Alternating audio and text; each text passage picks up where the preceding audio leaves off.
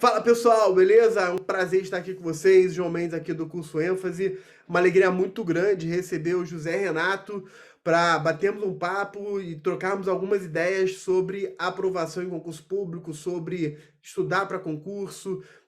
O Renato vai trazer, já estou te chamando de Renato aqui, já pulei o José, né? O José Renato vai trazer aqui um pouco da experiência dele, como ele estudou, enfim, e eu tenho certeza, já conheço bastante coisa, a gente já trocou várias ideias aqui. Tenho certeza que vai ser muito legal para vocês. Renato, obrigado, cara, pelo seu tempo. Obrigado por você estar aqui com a gente. Obrigado por dedicar esse momento para compartilhar e ajudar tantas pessoas que vão ver esse nosso bate-papo. Cara, eu não vou te apresentar. Quero que você se apresente para a galera, que você dê aí a tua saudação, fale um pouco de você. Inicialmente, bom dia, boa tarde, boa noite, boa madrugada para quem estiver assistindo. Meu nome é José Renato Oliva, eu sou de Salvador, no estado da Bahia, tenho 26 anos, tenho a imensa felicidade de falar agora que sou juiz de direito do Tribunal de Justiça do Rio. Estamos aqui nos primeiros 30 dias de exercício da função, curso de formação. Eu tenho uma trajetória de concurso público, apesar da minha idade já um tanto quanto longa. Eu tenho 5 anos quase de formado, formei em 2017 e desde então eu estudo para concurso público, eu me dedico a isso. Na faculdade também já tinha um certo foco em concursos públicos, já buscava estudar aqueles materiais que realmente trazem uma exposição mais genérica sobre os assuntos, que é imprescindível.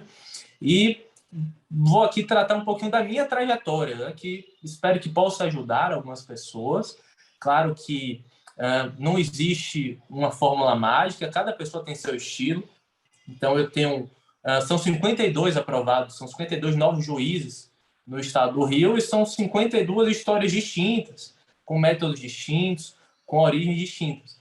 Então, é importante que cada pessoa saiba encontrar o jeito em que o estudo funciona, o estudo é até mesmo prazeroso dentro de certos limites, mas ouvir outras pessoas sempre é muito bom. Então, eu mesmo, há questão de 6 meses atrás, estava do outro lado assistindo as pessoas e tentando aprender um pouco, e agora agradeço o convite, é uma honra poder partilhar um pouco aqui da minha experiência. Muito legal, muito legal. Você falou da tua longa jornada, mas na verdade você é muito novo, né? 26 anos e você falou uma coisa interessante, assim, que já na faculdade você estudava para concurso, né? Você terminou a faculdade novo, né? Você tem já 5 anos aí de trajetória na advocacia, mas já na faculdade você estava estudando para concurso. Como é que você fazia isso lá na faculdade? É, como assim você já estudava para concurso na faculdade? Diz um pouco como você fez isso. Inicialmente, eu venho de uma família de servidores públicos. Meu pai é promotor de justiça, minha mãe é delegada de polícia aposentada, professora da Universidade Estadual na Bahia, minha madrasta é promotora de justiça. Então, eu desde criança tive um incentivo a estudar e até por isso eu estou muito grato a eles. E também tive um incentivo a fazer estudar direito especificamente, né? Não tem quando todo dia você escuta sobre direito, você acaba se interessando ou odiando. No meu caso, felizmente, eu me interessei pela matéria. E eu sempre admirei o serviço público, eu sempre achei incrível atuar de forma a melhorar a vida das pessoas e a função do juiz, inclusive, de resolver muitos problemas das pessoas. A partir daí, eu entrei já com esse objetivo e eu percebi que quanto mais cedo eu iniciasse a preparação, mais rápido eu conseguiria obter a aprovação. E também percebi que a graduação ela acaba tendo diversas finalidades. Ela é uma grande... ela é extremamente genérica, até porque ela não pode definir que todos os estudantes da graduação vão fazer concurso público, ou vão advogar, ou vão seguir a academia.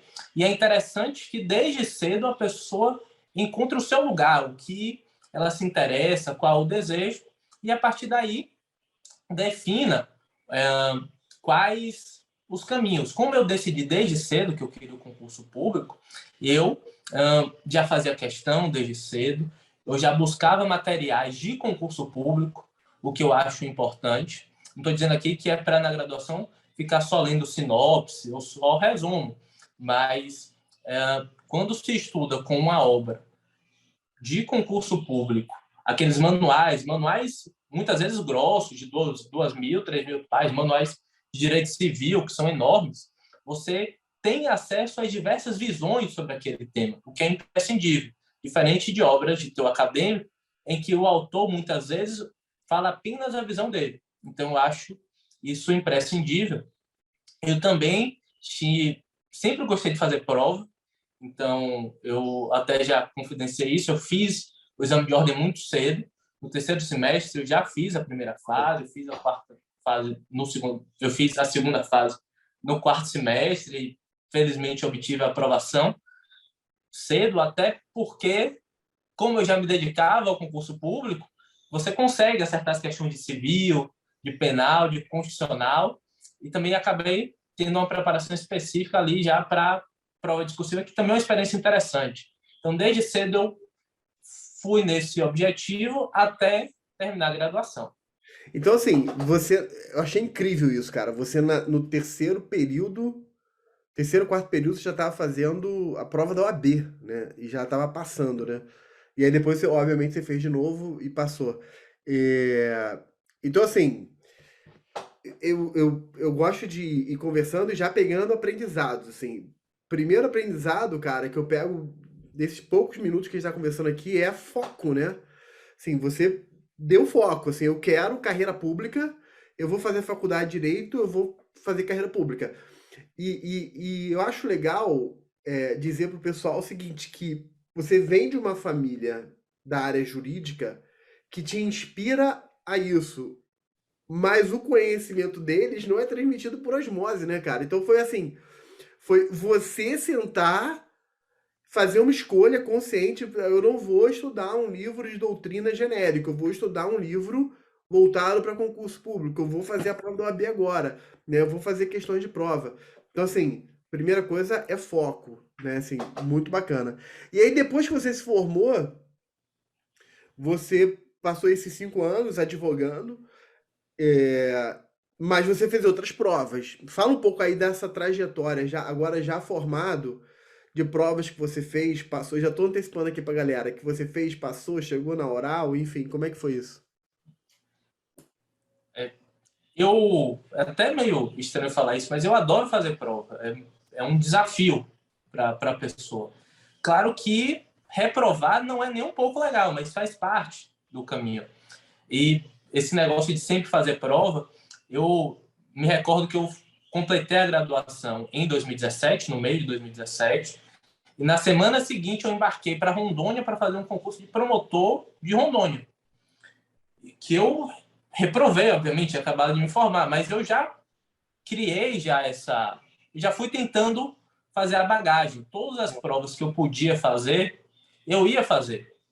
E eu acho isso muito importante. Um exemplo que desse negócio de sempre querer fazer prova, se eu não me engano, em 2018, e aí já entrando em alguns concursos que eu fiz a prova de delegado da Polícia Federal. Não estou falando desse concurso que está correndo agora, tem um curso de formação agendado. Estou falando do anterior. Eu fui fazer a prova sem muita expectativa e, por uma mistura de conhecimento que eu já tinha construído e acho eu que também um pouco de sorte, eu aprovei nesse concurso. Eu não tinha estudado de forma específica, fui para o teste de aptidão físico, e aí tinha um problema dos 3 anos também, então eu acabei não me preparando direito, pouco tempo, tive uma lesão também na semana do TAF, e acabei reprovando no TAF.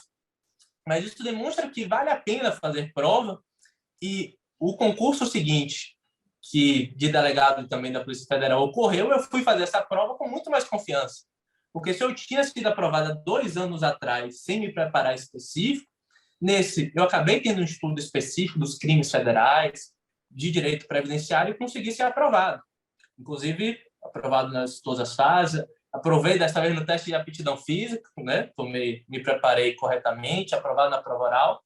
E não tomei posse porque iria fazer o curso de formação esse ano, mas já estou aqui como juiz do Rio, já estou realizado, então não vale a pena. Isso é muito importante, fazer sempre prova, fazer provas distintas. Eu, pessoalmente, fazia qualquer prova onde eu residi em Salvador, e nisso eu fiz assessor da Codevasf, assessor jurídico, e também fui aprovado. Eu fiz promotor de justiça na Bahia, que eu cheguei até a prova oral, e lá acabei sendo reprovado nessa prova oral de promotor de justiça na Bahia. E também fui aprovado em provas da magistratura, ou seja, cargos distintos. Assessor jurídico, que é um cargo de nível superior, que equivale mais ou menos a um analista, o delegado, promotor, que eu cheguei na prova oral, juiz aqui no Rio, eu iria fazer prova oral de juiz em Rondônia, mas até por questão de agenda, já estou aqui trabalhando no Rio, eu vou acabar não indo fazer essa prova. E isso para mim é importante. Até uma questão que eu acho muito válida é que são quase 5 anos de estudo e é uma ideia de construir conhecimento. E construir acaba levando tempo. Quando se constrói um prédio, por exemplo, você não constrói de uma vez só. Então, está sempre adicionando aquele conhecimento, aquela bagagem mesmo de prova, experiência de prova, e que você acaba utilizando em outros concursos.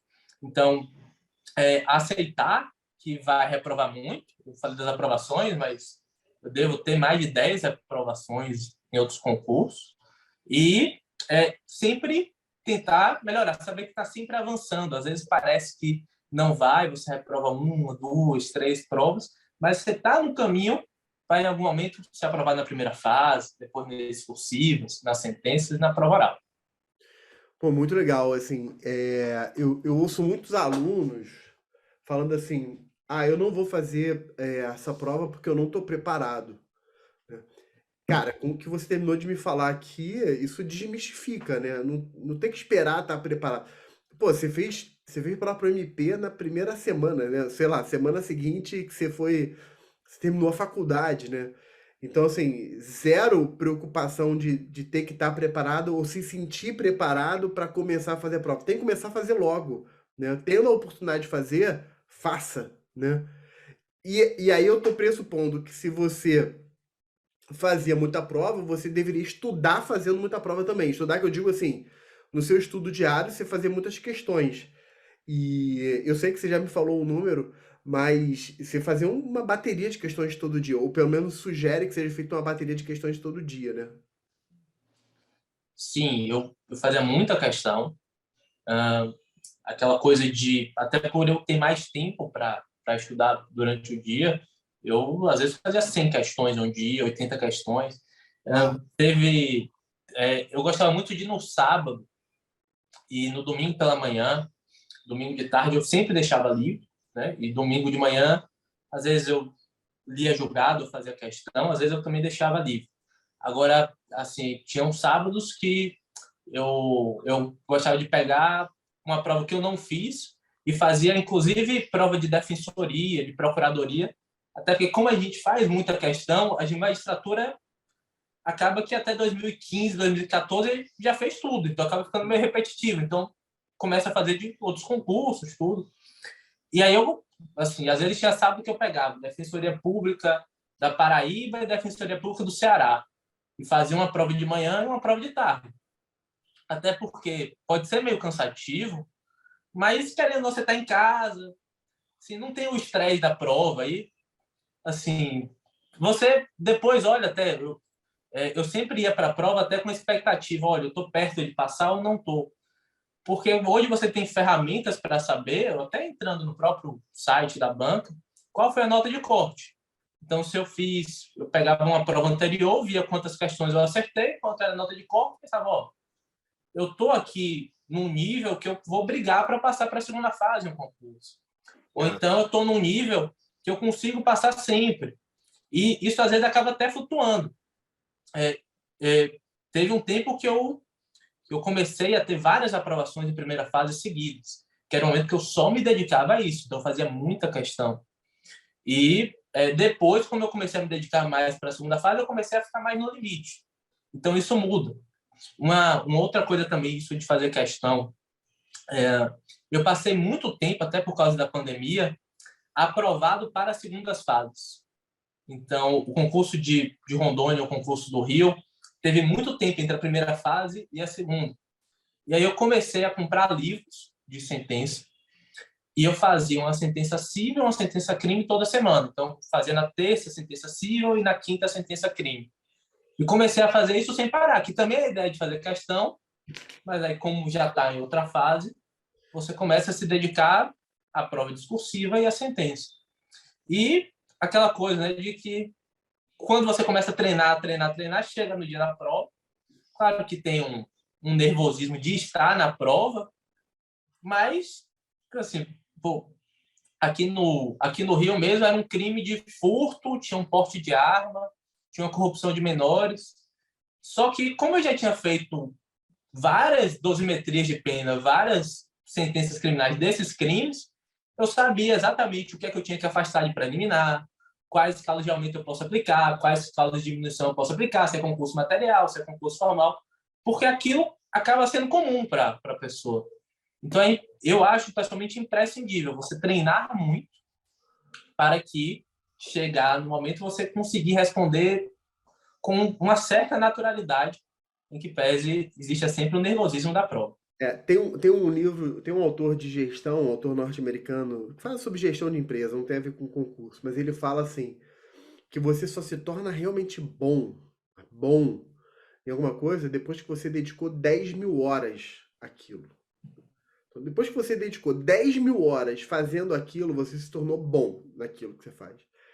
Pegando isso emprestado, cara, eu tô com a minha calculadora na mão aqui. Até ligou a lanterna sem querer. Cara, se você. Cadê? Deixa eu pegar aqui a calculadora. Você falou que tinha dias que você fazia 100 questões, às vezes 80, mas me dá uma média, assim. Você fazia isso todos os dias ou, na média, quantas questões você faria? Se você pensasse nesses 5 anos, sei lá, eu fiz pelo menos 20 questões por dia na média, vi 30. Quantas você fez? Você consegue ter um chute? Era difícil em um dia eu fazer menos de 50. Uau! Porque o que é que acontece? Como eu estudava de manhã e de tarde, eu gostava de dividir bem esses dois grupos. E sempre que eu terminava um assunto, eu pelo menos fazia 25 questões desse assunto. Eu tenho um problema para contabilizar porque eu usei plataformas online, mas também tem um livro da Juspódio que é só de questões das diversas matérias. Então eu usava muito aquele livro.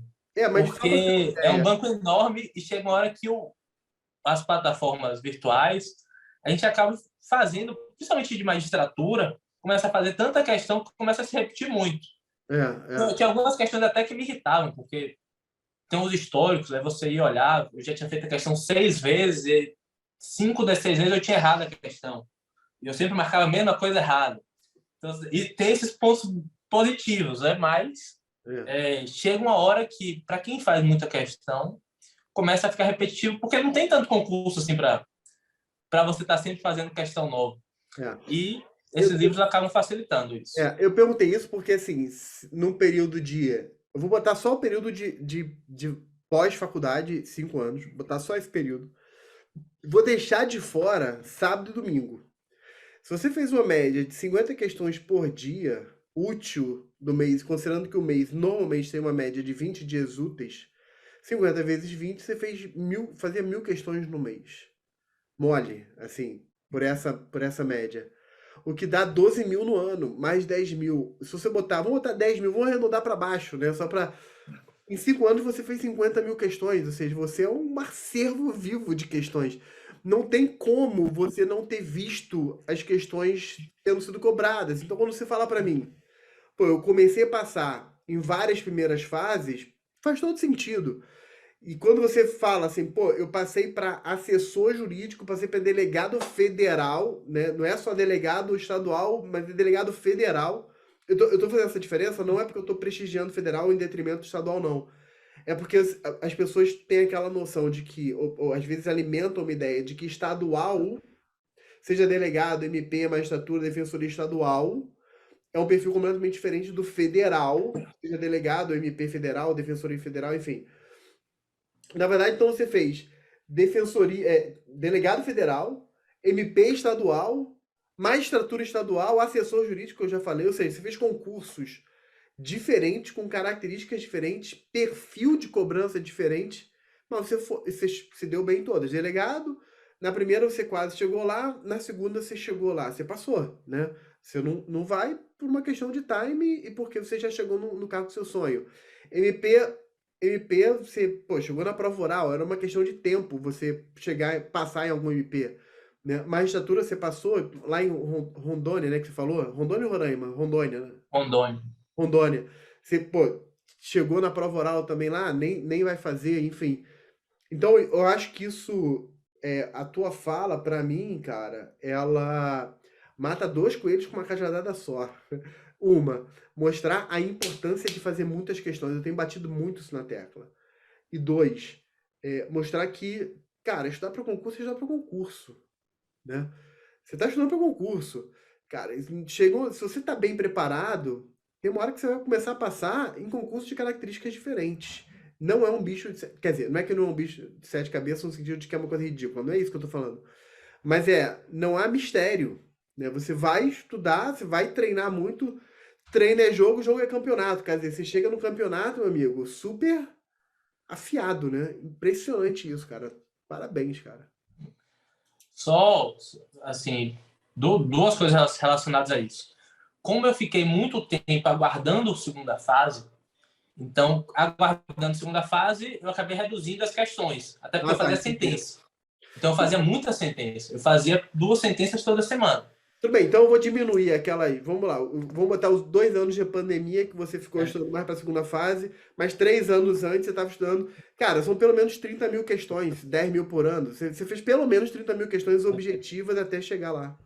E outra coisa, se eu abrir agora o sistema, vai mudar porque eu estou muito tempo sem fazer questão objetiva. Mas tinha uma época que eu pegava os assuntos, botava aquelas questões não resolvidas. Aí começou a puxar a questão de 2012, 2011, porque eu já tinha feito todas antes. Uau! Então, é isso. Até isso que eu falo que chega um momento que passa a ser um desafio. Então, você procura a questão da defensoria, na procuradoria, questão de analista, eu também fazia. E o livro da Juspodium é interessante porque, às vezes, até você já fez aquela questão, mas como você não sabe que não fez, acaba passando ali também. E uma outra coisa, já que você citou também um autor norte-americano, quando a gente passa a ter um pouquinho de liberdade de ler umas coisas além do direito. Eu estava lendo um livro que são as cartas do Warren Buffett, não sei se as pessoas conhecem, mas é considerado o maior investidor de todos os tempos. E tem uma carta dele que ele critica que os gestores das empresas falam sempre dos sucessos deles e que ele tem uma admiração pelos gestores que reconhecem os fracassos. E concurso público é um negócio em que as pessoas reprovam muito. Então é importante também saber isso. Eu passei nesses concursos, mas, por exemplo, o Ministério Público do meu estado eu reprovei na prova oral. O TJ do meu estado eu reprovei na prova objetiva. Inclusive, eu tinha aprovado no mês anterior numa prova objetiva e fui fazer do meu estado, eu reprovei. Eu reprovei numa sentença do TJ-Acre. Eu não me recordo agora se foi a crime ou a cível, mas eu aprovei em uma e eu reprovei outra por 0,25. Então, assim, é uma trajetória que essas reprovações acabam sendo duras e muita gente desanima, que também é uma coisa que não pode ocorrer de forma alguma. Então, assim, a gente tem que saber lidar. Eu gosto muito de correr, então, às vezes, saiu o resultado às 6 horas da noite, eu ficava retado, né, uma expressão baiana, para não utilizar outra expressão. Eu corria 10 quilômetros de noite querendo gritar. Então, cada pessoa tem que saber lidar com isso de algum jeito, até porque é dureza, assim. Você cria expectativa nisso. Você começa a até idealizar, olha, eu vou passar, vou trabalhar, eu quero... muita gente que tem família, inclusive, aqui no Rio, isso também me chamou muita atenção. é muita gente que já é pai, que já é mãe, que já está casado. Então, você até idealiza aquilo numa ferramenta para você dar uma vida melhor para seus filhos, o seu Exatamente. cônjuge, o companheiro, e acaba tendo essa pressão, e tem que saber lidar com isso. Até porque, exatamente isso que eu falei, a gente fala assim das conquistas, mas também tem que tomar cuidado para não esquecer isso, até porque as pessoas vão lidar com isso. Eu É, acho muito importante que a pessoa tenha essa resiliência mesmo de é. vou me dedicar ao concurso público, E vou ter obstáculos, mas vai chegar a minha vez. E uma hora legal, chega. legal, legal. Isso é muito bom. Isso é muito bom. E você falou uma coisa que você falou assim que você até se surpreendeu aqui no Rio. Tô falando aqui no Rio porque a gente está no Rio aqui, né? É, porque você viu muita gente já assim, já mais velho, casado, com filho, não sei. E eu queria pegar esse gancho aqui, né? Porque assim, tem muita gente que alimenta a impressão de que concurso público é só para quem é jovem e com tempo disponível, né? E na verdade, o que você está me falando é que não, tudo bem. Você, José Renato, é jovem, você advogou, mas você conseguia ter uma gestão de tempo que te deu possibilidade de ter uma carga horária boa de estudo, mas você está me falando que tinha gente lá que pô, era casado, já com filho, então certamente gente trabalhando. E você, na nossa conversa aqui informal, você estava me falando que tem um percentual muito alto dos juízes que passaram, que na verdade já vem de outro cargo, ou seja, pessoas que já trabalhavam, né? Isso foi um dado que passaram para a gente. Os juízes aprovados aqui no Rio vão para a EMERG, que é a Escola da Magistratura, onde tem um curso de formação. E passaram para a gente que 75%, aproximadamente, dos novos juízes tinham outros cargos públicos. Ou seja, só de pessoas que já exerciam uma função pública, que tinham, portanto, uma carga de trabalho mais alta. Isso dá 75%. Inclusive, várias pessoas que já eram juízes, o que, em tese, é uma atividade, principalmente quem passa, quem ingressa na carreira, costuma ter uma carga de trabalho alta, vai para o interior, um local que muitas vezes não tem família, na grande maioria das vezes não tem família, então tem que criar toda uma estrutura para trabalhar. E também pessoas que eram analistas, que eram técnicos, inclusive com funções gratificadas no gabinete, o que implica ainda um trabalho maior. Então, essas pessoas davam o seu jeito. E aqueles que não têm que não tinham uma função pública são minoria. Eu, no caso, sou minoria no concurso. A grande maioria das pessoas aprovadas aqui no Rio, novos juízes, tem mais de 30 anos. Vários têm filhos, já são casados. Não. Tem casos de colegas que têm 2 filhos e com filho de 10 anos, de 13 anos. E, assim, de cabeça, eu acredito que não tenha mais de 10 pessoas com menos de 30 anos. Então, é importante saber que não há essa coisa de que tem que ser novo, de que não pode trabalhar, e que é um mito. E, na verdade, eu até acho que o trabalho acaba criando uma bagagem na pessoa. Uma pessoa que é assessor de um magistrado, que é analista e acaba trabalhando ali com redação dos projetos de sentença, que é assessor de um desembargador, ele vê no dia a dia o que vai ser cobrado para ele na prova de sentença. Por mais que tenha algumas diferenças entre a prova teórica e a prova prática, mas ele acaba sabendo a jurisprudência que está acontecendo no momento. O concurso do Rio ele ainda tem algumas especificidades, e aquelas pessoas que trabalhavam no Rio como servidores, eles tinham conhecimento das súmulas do Tribunal do Rio, dos IRDRs, dos IACs do Rio. Inclusive, é um tema que foi cobrado nessas provas. A prova objetiva, a prova discursiva, foram exigidos as súmulas e também foi exigido não me recordo agora se é um IAC ou um IRDR. Então, essas pessoas tinham conhecimento disso e acabaram se beneficiando. Então, eu pessoalmente acho que não há essa limitação. E, estatisticamente falando, pelo menos no Rio, isso acabou demonstrando que há mais chance, estatisticamente, da pessoa já com o cargo passar do que a pessoa sem cargo. Deixa eu só. Muito legal. E aí, eu só fazer uma observação para o pessoal que tá ouvindo, que essas informações que você falou, né,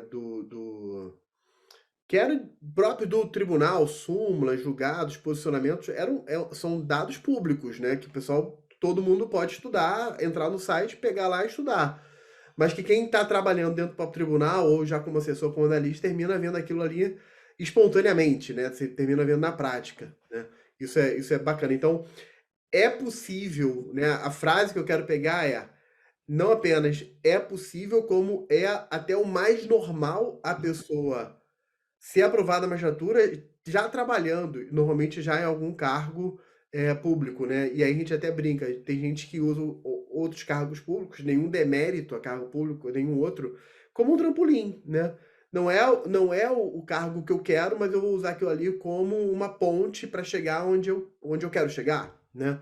Enfim, então é muito útil esse teu comentário, porque eu também já vejo muito aluno me perguntando assim: professor, eu só quero ser promotor, eu só quero ser defensor, só quero ser juiz. Mas abriu aqui um concurso para procurador, abriu aqui um concurso para advogado da União, abriu aqui um concurso para analista, abriu um concurso aqui para delegado. Pô, vale a pena fazer ou é perda de foco? O que eu vejo na prática, Zé Renato, assim, nesses 20 anos trabalhando com concurso público, e o que eu vejo na tua história, né, com o que você está falando, é de que, cara, vale muito a pena. Vale muito a pena, né? Porque a pessoa, ela vai continuar trabalhando dentro do tema, dentro de temas que vão ser cobrados em prova, que ela tá ali vendo no dia a dia.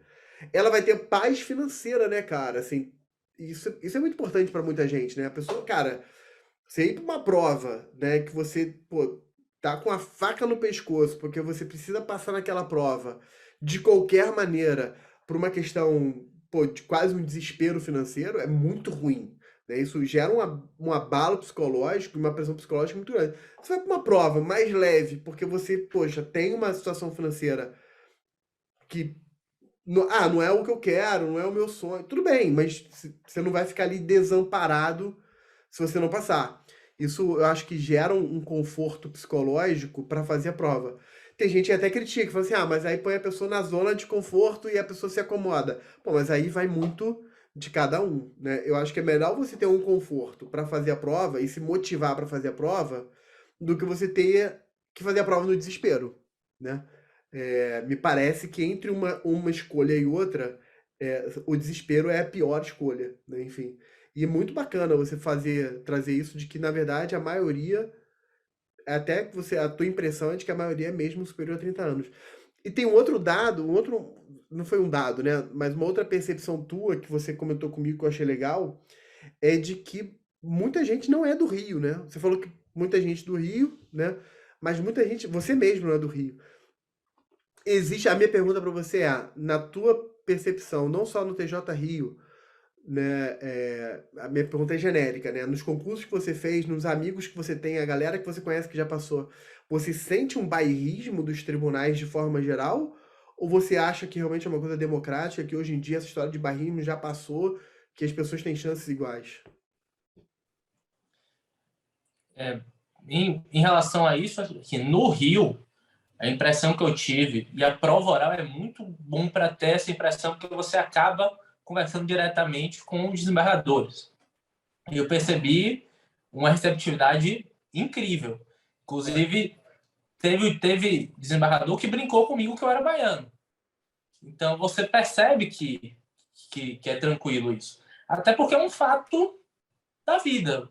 Hoje, até porque tem prova objetiva, discursiva, sentença, tudo com sigilo, vai chegar na prova oral, que em tese seria um momento em que poderia ter essa suspeita, que eu pessoalmente nunca tive nenhum indício de que isso ocorre, mas vai chegar lá a maioria das pessoas de fora. Então, mesmo que quisessem, não tem o que fazer. Então, eu acho que isso já está. Em Rondônia, aí é uma situação ainda mais atípica, porque Rondônia, eu treino para a prova oral de Rondônia desde o início da pandemia. Então, eu devo ter treinado com umas 50 a 60 pessoas diferentes já. E se eu tiver treinado com 5 pessoas de Rondônia, é muito. Então, Entendi. não tem como selecionar isso. Agora, existem alguns estados que é importante você conhecer os tribunais. O Tribunal de Justiça do Rio é importante conhecer isso. Na minha prova oral, eu defendi alguns entendimentos que eram contrários ao STJ e ao STF, porque eu conhecia o entendimento do examinador. Boa. Então, eu fazia a exposição dos dois entendimentos e era muito comum perguntar assim, mas qual é o entendimento do senhor? E aqui entre nós, não, aquela coisa de estudar para concurso, a gente não tem exatamente um entendimento pessoal nosso. Então, a gente vai no entendimento ao gosto da banca. Se a banca entende de um jeito, a gente vai defender daquela forma. Inclusive, teve um caso interessante na minha prova oral, que em tributário, o examinador era da OAB, que era o Bichara, que conhece muito de direito tributário. E ele fez uma pergunta que eu sabia que o entendimento dele era contrário ao do tribunal. Então, é uma situação complexa. E aí, eu expus os dois entendimentos, ele pediu meu entendimento, e aí, na hora, eu optei pelo entendimento do tribunal. E foi até engraçado, porque o desembargador que estava do lado dele, que era de direito administrativo, até brincou com ele. Então, tem essa questão de que a prova oral tem muito dessas questões específicas tal, e que é importante. E aí tem outros tribunais também. Eu cheguei a ser aprovado para o TJ de Santa Catarina na primeira fase. Não fui fazer a segunda fase porque coincidiu com o Acre. E lá, fazer a sentença era diferente. Havia uma inversão das ordens entre o dispositivo da sentença criminal, a condenação, e a dosimetria da pena. Então, a pessoa tem que conhecer isso. O Tribunal de Justiça de São Paulo possui uma série de entendimentos próprios do Tribunal de Justiça de São Paulo. O Ministério Público de São Paulo, ele possui teses institucionais, que é importante a pessoa conhecer. O concurso da Defensoria Pública aqui do Rio, existem teses institucionais da Defensoria Pública. Perfeito. Então, tem que conhecer isso. E muitas vezes são contrários ao entendimento do tribunal. Então, principalmente nesses estados maiores, em que muitos dos membros das instituições são pessoas acadêmicas, é importante ter essas especificidades, até para se diferenciar dos demais, e também porque pode ser exatamente a resposta da pergunta esse caso específico, que às vezes é um desafio do próprio tribunal. Exatamente. E eu acho, assim, ótimo, porque isso clarifica na mente das pessoas o seguinte: galera, se você é de qualquer estado, você não vai ter nenhum problema em termos de rejeição, ou preconceito, ou bairrismo por fazer prova em outro estado. Nenhum. Assim, isso não existe, né? Porque eu tô falando isso porque eu ouço, tá, Renato? Assim, o pessoal falando assim, mas o estado tal, ou no estado tal, ou no estado tal, mas eu sou daqui, eu não vou ser aceito. Não, cara, faz. Agora, tem que estudar com inteligência. Eu sempre falo isso, estudar com inteligência. Por exemplo, eu João, dei aula de constitucional para a segunda fase do TJ de Minas, agora. Teve algumas semanas atrás. Tinha uma turma, dei aula só para eles. E uma aula exclusiva, fechada, não sei o quê.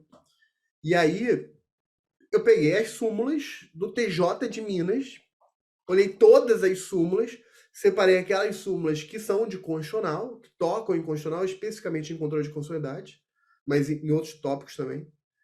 Peguei e fiz uma aula só de súmula. Discorri sobre isso, súmula número tal do TJ, não era súmula do STF, esse TJ não, TJ de Minas. Súmula número tal do TJ de Minas diz isso assim, assim, assado. Por causa disso, o fundamento foi esse, o precedente foi assim, foi assado. O fundamento, a lógica é assim. Ou seja, uma aula tematizada, focada no TJ de Minas, né? Olhando para os examinadores, enfim. Então a pessoa tem que ser inteligente. Então não tem bairrismo em termos em termos pessoais, mas tem características jurídicas, né, jurisprudenciais daquela instituição, e tá tudo bem. Aí isso vale para tudo, né, cara? Se você vai na magistratura federal, por exemplo, pô, tem TRF que tem uma pegada num estilo de tema que é mais próprio daquela região, por exemplo, propriedade industrial no Rio, no TRF2 cai mais do que em outros. Em contrapartida, do TRF1 tem muita questão agrícola, muita questão rural, indígena, que cai, que não cai no Rio, e cai mais lá do que cai no Rio. Enfim, então essas especificidades dos tribunais, dos órgãos, das instituições, ela é bem importante, cara, ser pontuado. Mudando de assunto, cara, deixa eu te fazer uma pergunta. Deixa eu só fazer um Fala, relato fala. pessoal. Eu nem comentei esse relato da conversa que a gente teve antes. Eu tenho um grande amigo que chama Bruno Rodrigues, e amigo de colégio, e ele, na faculdade, ele decidiu que queria ser juiz federal. E aí, como hoje as coisas são muito mais fáceis para estudar, e por outro lado também acaba tendo mais concorrência. Ele queria ser juiz federal e ele planejava, na época, se mudar para o Rio para fazer o curso do ênfase. Olha só. Não sei se na época ainda não tinha lá. E eu lembro isso no carro, voltando de um jogo que a gente foi assistir. Que ele falou que tinha que fazer o curso do ênfase mudar, porque na época, não sei exatamente como estão os dados agora, mas o último concurso de juiz federal, 100% dos aprovados tinham sido do ênfase. Aí o anterior, 95%, não sei o quê. Então ele. Olha, isso hoje é impensável, né? Mas na época ele queria se mudar para o Rio para fazer um curso preparatório. Ó, você está falando isso? Hoje tem online. Tem online, Então, quem está distante ainda tem esse benefício, que antes ele não teria esse acesso aos melhores cursos e hoje ele tem acesso de casa. Olha, mas na época do presencial, no ênfase presencial, antes do online, cara, eu tinha vários alunos no presencial que eram de outros estados, que vinham para o Rio para estudar no ênfase, para estudar para a magistratura federal, porque sabia da nossa força na magistratura federal. E, cara, gente do Pará, gente de São Paulo, gente de outros estados, pô, vindo para ficar no Rio. O meu sócio, por exemplo, o Eric Navarro, ele, juiz federal, ele é de São Paulo, estudou lá em São Paulo. Na época que ele chegou na segunda fase, ele veio para o Rio para estudar no ênfase. E aí ele estudou no ênfase durante um período, aí passou, depois virou professor e hoje é sócio, junto comigo. Enfim, então hoje, cara, você tem essa democracia que é o online, né? Que é a distância, né? Enfim. Deixa eu te fazer uma pergunta, aliás, você falou desse seu colega que chegou. Ele é juiz federal? Hoje não, ele passou? Não, ele. É porque ele era meu amigo no colégio, então Ah, tá. eu acho que ele não tem nem os 3 anos ainda de formado. Ele fez federal da Bahia, então Tá, ainda tem entendi. as greves e tudo mais, então acaba demorando mais o curso. Aí Entendi. acho que não tem nem os 3 anos. Mas a minha pergunta é a seguinte, cara, você fez o ênfase online, assim, cara, se você me der essa liberdade de perguntar, cara, ajudou, não ajudou? O que te marcou, assim, nesse período que você estudou com a gente? O curso do ênfase, é até importante falar o contexto. Como estava tudo parado, é difícil só estudar sem nenhuma perspectiva, mas que eu tivesse segunda fase. Mas isso é até interessante falar, eu tenho cadernos. Então eu tinha meus cadernos, que eu revisava, Muito bom. mas chega uma hora que você fica doido para ver alguma coisa diferente, para tentar aumentar a sua base de conhecimento. E aí, na época, eu pesquisei. Esse meu amigo, inclusive, me indicou o curso, que ele já fazia já o de juiz federal. Ele falou, inclusive, que a plataforma era muito boa, era fácil de navegar, intuitiva. E também tem essa questão de que você procura os professores, e os professores eram professores ou que já eram bem conhecidos, ou então eram professores aprovados também em concurso recente. E aí é também interessante porque, pelo menos eu, quando vejo aprovado recente, aquilo está fresco na cabeça. Então, ele está afiado ali com tudo de jurisprudência, das provas. Eu gosto muito de procurar professor assim. E no curso, eu percebi um diferencial que é a profundidade dos assuntos. Eu acho que para a magistratura não dá para ser aquele curso mais simples, tal. Então, eu via em direito penal, por exemplo, teoria do crime. Havia um aprofundamento sobre as teorias do crime. Em direito constitucional, havia um aprofundamento na parte de direitos fundamentais. do controle de constitucionalidade. E isso acaba sendo muito cobrado nas provas, principalmente nas provas discursivas. E então, o que me atraiu muito no curso, inicialmente, foi essa questão de que era um ensino mais aprofundado. E também tinha outro detalhe que me parece que são dois cenários distintos. Tem aquela pessoa que está começando a estudar para concurso, e aí ela tem que ver realmente o curso todo, formar seu material, fazer seus cadernos, ou então utilizar os cadernos fornecidos, mas fazer seus grifos, tornar aquele material do curso o seu material. O meu, pelo menos, eu tenho um caderno escrito, tá até aqui na frente. E mas para mim, que eu já tinha essa trajetória, a descrição era muito boa. Porque eu olhava, o professor começava a falar um assunto que eu já sabia, aí eu vou para a descrição, deixa eu ver se tem alguma novidade. Ó, isso aqui é diferente. Aí é para a parte que é diferente. Às vezes até é muito comum licitações. Aí tem uma matéria específica de licitações que você tem uma dificuldade específica. Aí você vai direto para a parte que tem a dificuldade específica. E o sistema, e isso para mim é muito importante, assim. O pessoal que é mais novo, a gente gosta das coisas rápidas, a gente quer chegar fácil. O negócio, se tiver que clicar muito, dá trabalho. Então, tem que ser fácil de acessar as informações, achar rápido o que a gente quer. E eu achei o sistema muito bom. Isso para mim também é um diferencial. Assim. Inclusive no Brasil, TI é muito difícil. E o sistema de vocês eu achei muito legal para navegar, para buscar o conhecimento. E menciono também os materiais, assim, a descrição das aulas. E também tem o PDF, ajudou muito. Legal, então, assim, para mim, foi muito importante ter o curso. E eu recomendo que quem está estudando para magistratura, para Ministério Público, eu não fiz o federal, mas assim, o federal todo mundo fala muito bem, então deve ser, né? O pessoal não vai falar, mas o estadual também, eu gostei muito, eu recomendo, e também essa questão, assim, o material tem que ter uma profundidade, não pode, isso inclusive com o contato que eu tenho com os colegas, tanto de Rondônia quanto aqui do Rio, é um pessoal que chega com uma bagagem doutrinária muito grande. É gente que às vezes já tem mestrado, gente que às vezes já tem doutorado. Aqui no Rio, muita gente que, assim, por mais que não tenha, nos simulados de prova oral, você percebe que daqui a pouco ele cita um autor norte-americano, ele cita um autor. Uma coisa também muito interessante disso. Todo mundo sabe tudo de funcionalismo penal. Eu acho que a maioria nunca leu Roxy nem Atlas. Mas se perguntar, sabe tudo. E isso acaba vindo desses materiais que têm uma profundidade maior, porque acaba dando para você ferramentas para responder uma pergunta sobre o tema de forma a satisfazer o interesse da banca. Muito bom, cara. É isso que você falou, assim, você tem que ter profundidade. E é uma profundidade, tem que ser uma profundidade adequada, né? Assim, eu achei muito interessante essa tua fala, né?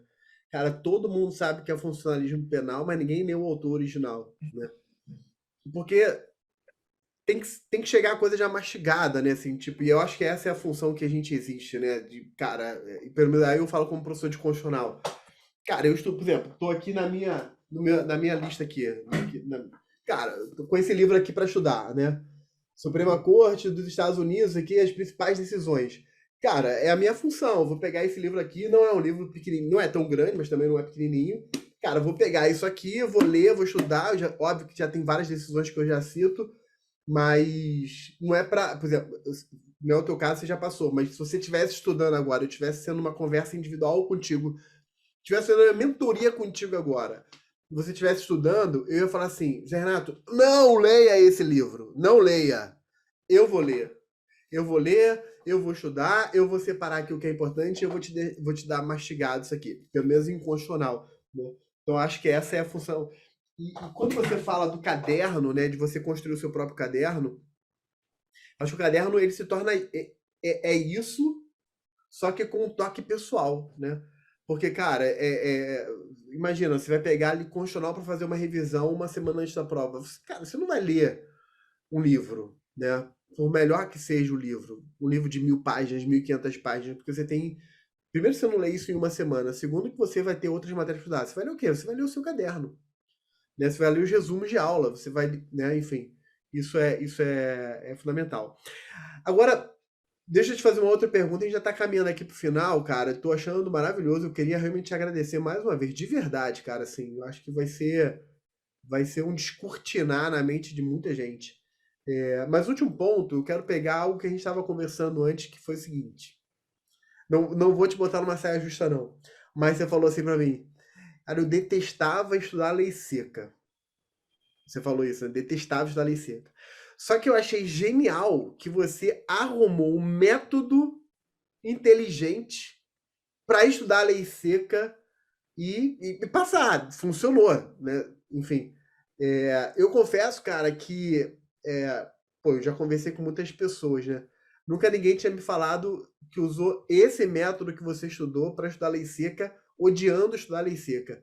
Então, revela, abre o jogo aqui pra galera.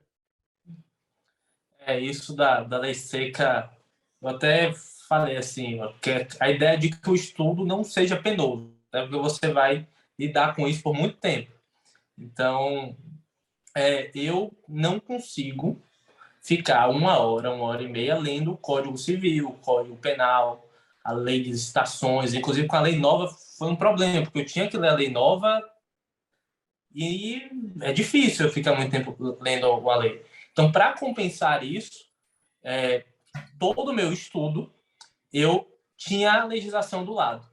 Então, se eu estou fazendo uma questão e a questão, nas respostas, é muito comum que a questão seja que a resposta seja a lei seca. E aí eu pegava todos os dispositivos que estão ali e eu procurava esses dispositivos e lia. Inclusive, eu lia sempre. Existem no mercado vários cadernos de legislação. É bem melhor do que o Vadimeco. O Vadimeco é pequeno. Eu acabava anotando, grifando também. Grifar prazo, grifar não, grifar um salvo se, também é importante. E tentar, isso, assim, tentar compensar esse déficit. Vai ter gente que não vai gostar de outras coisas, mas não dá para não passar sem saber a lei. Assim como não dá para não passar sem saber jurisprudência. Assim como não dá para não passar sem saber doutrina. Agora, se a pessoa consegue ler lei seca, leia. Isso é importante também, porque, como você falou, é exceção. É muito comum eu conversar com pessoas que liam muita lei seca. E para a prova objetiva é muito importante. Até essa coisa de não ter tanta fórmula de bolo, cada pessoa tem seu jeito, e aí pode até ser que isso acabe pesando contra mim. Eu nunca reprovei numa prova discursiva. Então, minha dificuldade, prova discursiva é tirando a sentença. Então, minha dificuldade no início foi passar na prova objetiva. Até por eu já estudar doutrina, estudar jurisprudência, quando eu chegava na subjetiva, eu sempre passei. Minhas aprovações acabaram sendo na de juiz. Eu reprovei. Foi uma escadinha. Eu reprovei, primeiramente, nas duas primeiras sentenças de juiz no Paraná. Depois eu reprovei em uma sentença de juiz no Acre. E aí veio Rondônia e Rio, eu passei nas duas. Que também é essa questão de fazer muito exercício. Aí, em vez de eu fazer muito exercício, eu comecei a fazer muita sentença. E aí você acaba dando seu jeito de passar.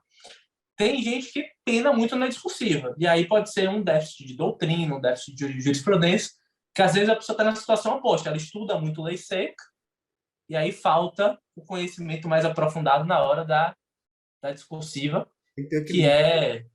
é isso, tem que saber só pesar os É. dois. Mas eu achei legal porque quando eu falei isso, não foi para estimular o pessoal a não ler a lei seca. Pelo contrário, tem que estudar a lei seca. Ninguém passa sem saber a lei seca. Mas eu achei bacana que você conseguiu hackear, né? Assim, você deu uma volta no sistema, né? Você deu uma hackeada no sistema. Ou seja, você conseguiu estudar a lei seca de um jeito que funcionou para você, que não foi penoso. Ou seja, você estava ali com a lei seca do lado, fazendo questão e ia para lei seca, fazia questão e ia para lei seca. E teve uma outra frase que eu vou tomar liberdade de trazer quando quando a gente estava batendo um papo, que você falou o seguinte: ao fazer muitas questões, você terminava repetindo muito o julgado ou a lei, né? Enfim. Então, mesmo que a questão saia de uma forma diferente, o enunciado um pouco diferente, né? A redação um pouco diferente, cara, você já viu aquilo 5, 10, 15, 30 vezes. É impossível você não se sentir preparado, né? Legal, cara. E isso, as questões se repetem, não tem jeito. Até porque Tô te ouvindo. tem dispositivo legal que é usado 3, 4 vezes em provas. Tem súmula, assim, é imprescindível a pessoa saber súmula. Tem súmula que eu não tenho os dados exatos, mas deve ter súmula que caiu 4, 5 vezes a mesma súmula em questão. Então, você olha, ó, eu já vi isso aqui. Súmula vinculante número 10 do STF sobre controle. Cara, essa daí já caiu 30 mil vezes. Sobre o órgão fracionário, a cláusula de reserva plenária. Cara, isso aí, se botar na conta quantas vezes já caiu, amigo, passa de 20. E uma outra coisa também, isso eu acho que eu nem mencionei antes. Eu tinha um problema que algumas questões eu errava de forma repetitiva. Eu errava várias vezes a mesma questão. Tinha a questão que eu errei 6 vezes, Cara, 7 vezes. Aí teve uma hora que eu comecei a fazer um banco de questões erradas. Então eu errei aquela questão, tinha um documento no Word, eu tô te questões ouvindo, tá? erradas, penal. Eu tô te ouvindo, Aí continua. botava os enunciados das questões erradas de penal. Tinha um banco de questões, ou tinha questões erradas civil. Isso me ajudou e eu comecei a resolver esse problema, de ter aquelas questões que a pessoa erra de forma repetitiva, erra várias vezes. E isso também, como eu fiz muita prova, você vê todas as questões erradas das provas que eu já tinha feito. Então, tem questões que eu via numa prova que eu lembrava, olha, eu errei essa prova no MP de Rondônia, no TJ do Ceará, no TJ de Pernambuco, no TJBA. Então, acabava não errando essas questões nas provas seguintes. Então, isso, assim, é importante. E o banco de questões erradas, eu acho uma ótima, assim, uma boa sugestão para quem já passou por isso. Quem faz muita questão, eu tenho quase certeza que sabe. Às vezes a gente olha a questão, bate o olho ali e pensa, nossa, essa questão de novo, qual é mesmo a assertiva certa? E às vezes a dúvida é sempre na mesma, é na B ou na D? É na C ou na B? Você lembra que errou aquele negócio, mas não lembra a resposta certa e marca errado de novo. Aí é complicado. Legal, legal. Então, essa eu vou gravar como sugestão, que é o banco de questões erradas, né? A pessoa ir revisitando essas questões. Muito boa essa eu aprendi, hein? Aprendi aqui, vou passar adiante. Muito legal, muito legal. Cara, Zé Renato, eu achei que foi fantástico, cara. Como eu te falei, pô, já te agradeci, te agradecer de novo. O pessoal vai curtir bastante, assim, as tuas dicas, as tuas experiências, né? Mais do que. Isso aqui não é uma aula, isso aqui é um bate-papo, né? A gente tá trocando experiências, né? E eu vou te falar, toda vez que eu converso com quem passa, eu sempre aprendo uma ou outra coisa. Eu queria dizer que contigo eu aprendi mais do que uma ou outra. Eu peguei algumas boas dicas aqui, alguns bons insights de como você estuda. E eu vou dar vontade, eu vou depois escrever algumas coisas aqui para passar adiante. Cara, mais uma vez, obrigado. Sucesso aí na Magistratura do Rio. Tenho certeza que você vai dar um juiz fora de série, estudioso, objetivo, focado, inteligente. Cara, não tem. Pô, é batalhador, cara. Assim, então, tá de parabéns. E você sabe se conta com a gente aqui no ênfase, cara. Querendo dar aula, estamos aqui também, né? Aí você não falou, a galera que passa há pouco tempo, tá com tudo fresco na cabeça, amigo, portas abertas aqui para você. É só me dizer o que e quando você começa a dar aula, né? Eu tenho muito tô brincando, mas tô falando sério. Eu tenho muito essa prática. Tem muitos professores hoje, professores não só do ênfase, professores do mercado mesmo, que começaram dando aula no ênfase, né? De exatamente esse tipo de conversa que a gente está tendo aqui agora. A gente, na época do presencial, fazia muito simulado de prova oral presencial, então a gente tinha a oportunidade de ver o desempenho das pessoas.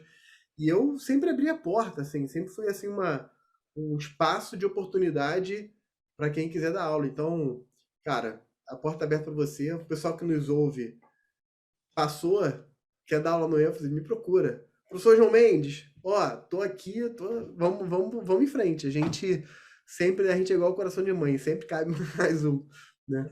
Mas feito o convite, cara, mais uma vez, obrigado e sucesso. Foi ótimo. Eu que agradeço, inclusive, agradeço esse convite final. É uma das coisas, inclusive, que eu tenho muita vontade. Na faculdade eu dava monitoria, eu adorava, às vezes, de tarde. E as pessoas sempre queriam na tarde anterior à prova, né? Para fazer aquele negócio. Eu pegava de tarde, falava o assunto, até porque eu já tinha o início dos cadernos, então, às vezes, eu pegava uma matéria que já tinha no caderno resumido, eu estudava ali e falava, eu gosto muito. E eu agradeço também a oportunidade de falar. E se eu puder deixar assim, um recado final, Eu, é eu, que eu ia te fazer essa pergunta. Você vai dar o recado final, mas eu quero que você pense nesse recado da seguinte maneira. Se todo concursando no Brasil abrisse a tela do computador para começar a estudar, ou abrisse o caderno para estudar e encontrasse uma frase sua, ele acordou, abriu o computador para estudar, ou abriu o caderno para estudar, abriu o livro, a primeira coisa que ele vai ver é uma frase sua. Que frase seria essa? Ficou mais pesado agora, hein? poder de síntese, vamos lá, tem que fazer o poder de síntese trabalhar aqui. Quem sabe faz ao vivo, né?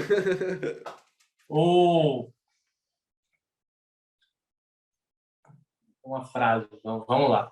Não, uma ideia, não precisa ser uma frase. Uma ideia, pronto. Uma ideia melhor, isso. Seja resiliente, aceite que o caminho é difícil, mas que se a pessoa não desistir, uma hora chega. E saindo um pouquinho além dessa uma frase, há 6 meses atrás, eu estava na mesma condição das pessoas que estão assistindo, de estudar, me dedicar. E hoje eu estou aqui. E pode ser a mesma coisa para as pessoas. Pode ser que demore 3 meses, 6 meses, 1 ano, 2 anos, mas que se a pessoa não desistir, ela chega lá. Top, cara, top. Seja resiliente e não desista. É fantástico, é fantástico. Pronto, resumiu bem. Seja resiliente e não desista. Pronto. Meu amigo, mais uma vez, obrigado. Foi um prazer. E, pessoal, você está estudando, eu vou te dar a minha dica final seja resiliente, não desista. Tô roubando aqui a sua. Porque eu achei que é isso aí, cara. No final do dia é isso, assim. A gente tem que ser resiliente e não desistir jamais. Desistir não é uma opção. Beleza? Valeu, gente. Forte abraço, Renato. Muito obrigado. Tchau a todos. Tchau, tchau. Valeu.